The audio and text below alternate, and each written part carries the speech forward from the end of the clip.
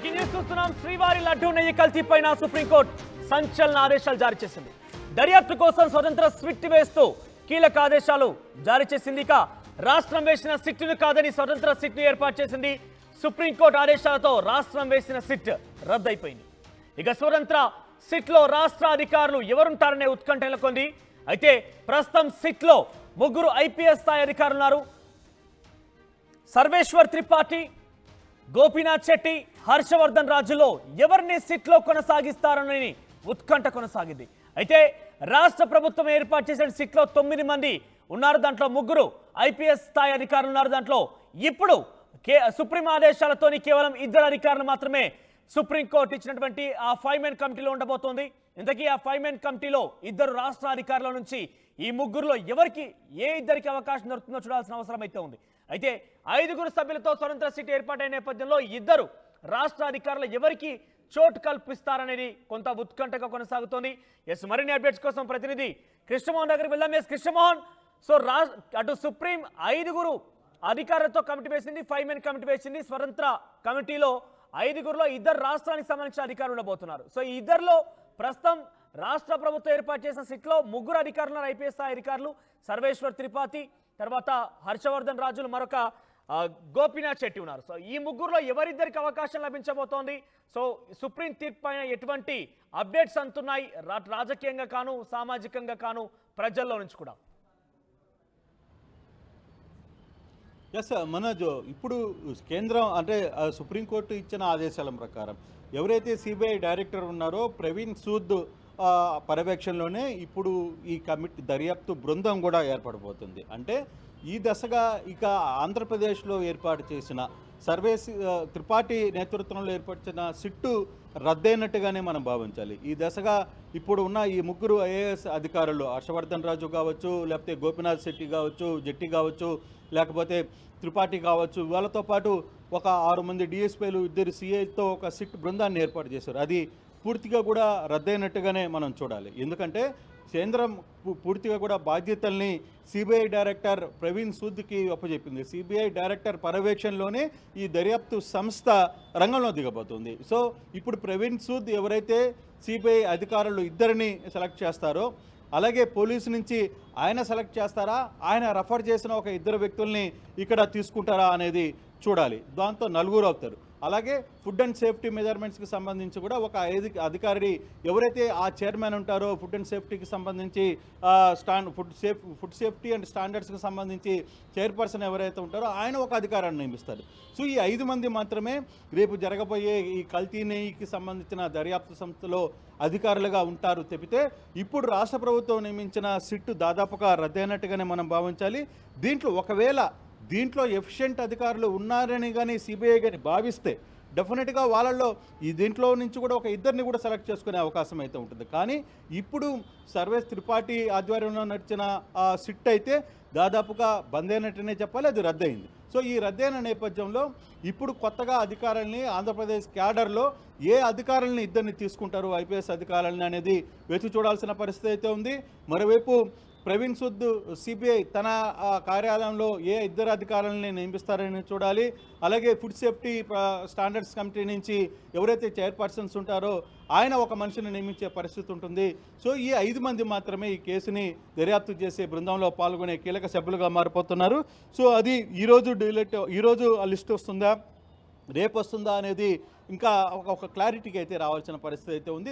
బహుశా ఈ 2 రోజుల్లోనే ఈ సిట్కు సంబంధించి ఏదైతే కేంద్ర దర్యాప్తు సంస్థకు సంబంధించిన వ్యవహారంలో సుప్రీంకోర్టు ఆదేశాల ప్రకారం ఏదైతే ఆదేశాలు ఇచ్చారో వాటి ప్రకారం కొంతమంది 5 మంది పేర్లు బహుశా ఈరోజు సాయంత్రానికి కానీ రేపటి లోపల దీనికి సంబంధించిన అధికారుల లిస్టు తొలి జాబితా వచ్చే పరిస్థితి అయితే కనపడుతుంది.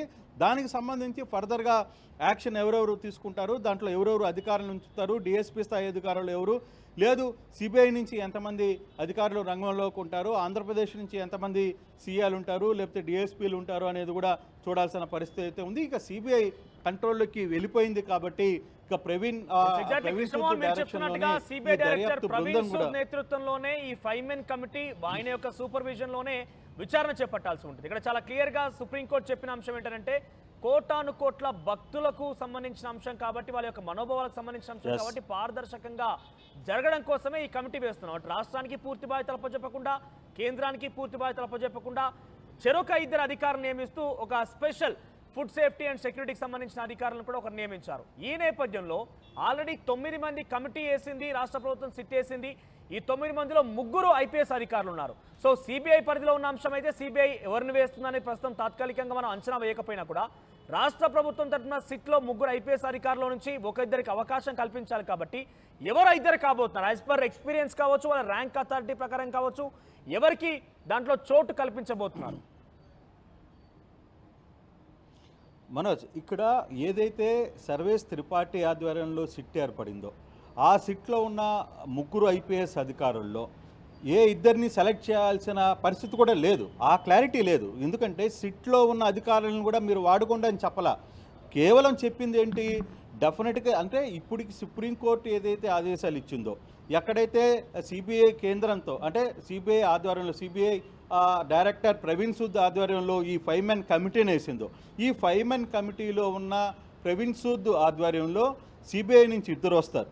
అలాగే ఏపీ పోలీసు నుంచి ఏ ఇద్దరైనా రావచ్చు. ఇప్పుడున్న సిట్లో ఉన్న 3లో ఇద్దరిని తీసుకుంటారా అంటే అది కుదరదు. ఎందుకంటే ఆల్రెడీ సిట్ ఇక్కడ రద్దు అయిపోయింది. ఈ సిట్కి ఇక్కడ ఏపీ డిసైడ్ చేసిన సిట్టు కంప్లీట్గా అది రద్దు అయినట్టుగానే మనం భావించాలి.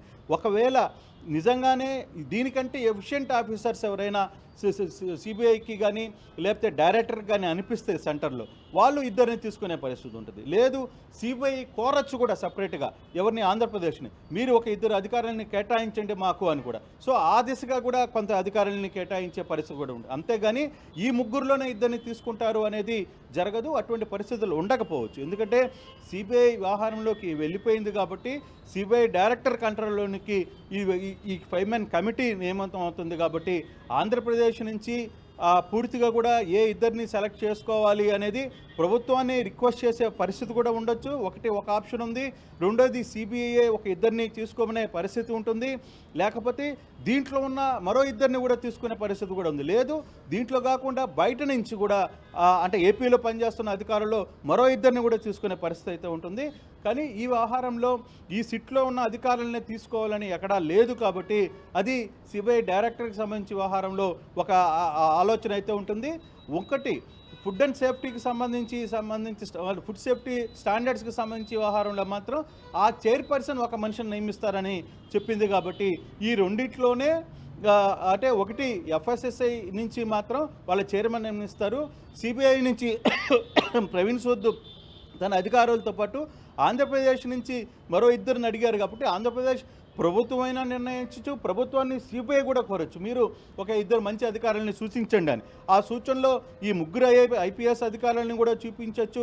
లేదు మరో 3 ఇంకొక ఇద్దరు ఐపీఎస్ అధికారులను సెలెక్ట్ చేయొచ్చు.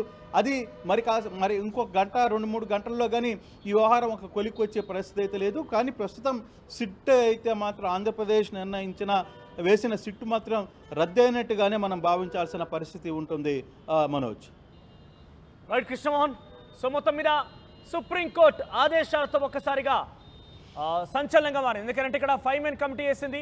అంతకు లోపే రాష్ట్ర ప్రభుత్వం ఒక సిట్ని ఏర్పాటు చేసింది. ఆ సిట్లో 9 మంది అధికారులు ఉన్నారు, దాంట్లో 3 ఐపీఎస్ అధికారులు ఉన్నారు. సో రాష్ట్ర ప్రభుత్వం సిట్ని ఒకరోజు అలా ప్రకటించేసింది. కొంత వాళ్ళు విచారణ చేసినట్టుగా కొంత ముందుకు వెళ్ళారు, కానీ వెంటనే నిలిపివేసింది. తర్వాత సుప్రీంకోర్టు వాదనలు వినింది. సుప్రీంకోర్టు సిబిఐకి సంబంధించి ఎంక్వైరీకి సిద్ధంగా ఉన్నారంటూ సొలిసిటర్ జనరల్ తుషార్ మెహతాను కూడా అడిగింది. అయితే ఇక్కడ పిటిషనర్ తరపు కానీ టీటీడీ తరపున కానీ రాష్ట్ర ప్రభుత్వం కానీ వారి యొక్క అభిప్రాయం వ్యక్తం చేసి వారు ఎటువంటి అభ్యంతరం వ్యక్తం చేయకపోతే కనుక మేము సిద్ధంగా ఉన్నామంటూ అటు సొలిసిటర్ జనరల్ తుషార్ మెహతా కూడా సమాధానం ఇచ్చారు. కానీ తాజాగా ఈరోజు సుప్రీంకోర్టు ఇది ఒకరిద్దరికి సంబంధించిన అంశం కాదు, ఇక్కడ రాజకీయాలకి నిలయం కాదు, రాజకీయాల పరిస్థితిని ఇక్కడ పట్టించుకోదలుచుకోలేదు.